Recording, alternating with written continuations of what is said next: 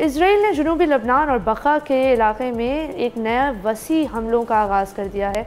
लबनान की वजारत सेहत के मुताबिक इन हमलों में 15 अफराद हलाक हो गए हैं। ये हमले इस वक्त किए गए हैं जब उसने कहा कि हिजबुल्लाह की जानिब से तेल अवीव की तरफ लॉन्च किए गए बैलिस्टिक मिसाइल को रोक लिया गया है। ये पहला ऐसा रॉकेट था जिसने मुल्क के सबसे बड़े शहर को निशाना बनाया है। वाक़या जाहिर करता है कि सूरत हाल कितनी ज़्यादा ख़तरनाक। आपने बिल्कुल दुरुस्त कहा अरीबा। नाज़रीन, आपको बताएं कि हिजबुल्लाह जो ईरान की हिमायत याफ्ता तंजीम है, उसका कहना है कि वो इजरायली जारियर का मुकाबला कर रही है और फ़लस्तीनियों के साथ यकजहती का इजहार कर रही है। दूसरी जानिब इसराइल का कहना है कि इसका मकसद हिजबुल्लाह की धमकी को ख़त्म करना है। ये दोनों मौक़िफ़ इस बात की निशानदही करते हैं कि दोनों फरीक अपने अपने मौक़िफ़ पर डटे हुए हैं। इस सूरत हाल की संगीनी को देखते हुए कई ममालिक ने अपने शहरियों को लबनान छोड़ने की हिदायत दी है। नाज़रीन, यहाँ बरतानिया के वज़ीर-ए-आज़म ने बरतानी शहरियों से कहा है कि वो फौरी तौर पर लबनान छोड़ दें।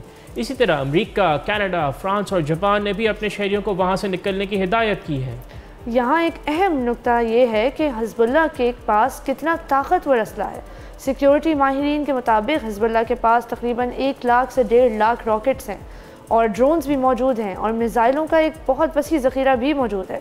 इसमें से तकरीबन 10,000 दरमियानी रीच के दुरुस्त निशाना लगाने वाले बैलिस्टिक मिसाइल हैं, जैसे फातेह 110। नाज़रीन, ये मिसाइल तेल अवीव और इसराइल के ज़्यादातर आबादी के मराकज़ तक पहुँच सकते हैं। ये सूरत हाल को और भी ख़तरनाक बना देता है। पिछले महीने हिजबुल्लाह ने एक वीडियो जारी की थी जिसमें उन्होंने अपने वसी ज़ेर ज़मीन मिसाइल ज़ख़ीरे के बारे में बताया था। यह वाकई एक इंतहाई ख़तरनाक सूरत हाल है। इसराइल ने इस ख़तरे को कम करने के लिए ऑपरेशन नॉर्दर्न एरोज़ शुरू किया है। इस ऑपरेशन का मकसद हिजबुल्लाह के उस ज़ख़ीरे को ज़्यादा से ज़्यादा तबाह करना है, जिस पर इसराइल का दावा है कि ये मिसाइल्स निजी घरों और गैराजों में भी छुपाए गए हैं, जो अगर सच है तो इंतहाई तशवीशनाक बात है।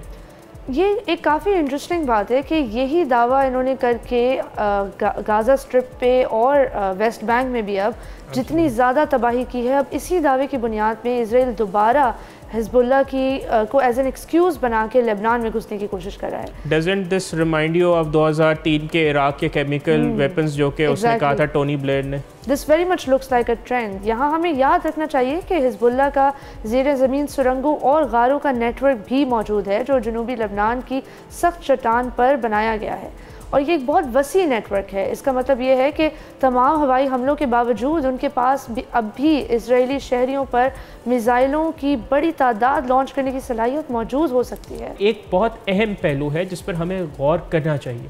पिछले चंद दिनों से लबनानी मीडिया में इस बात पर बहुत ज़्यादा बहस हो रही है कि क्या ईरान अपने फ़ायदे के लिए हिजबुल्लाह को छोड़ रहा है।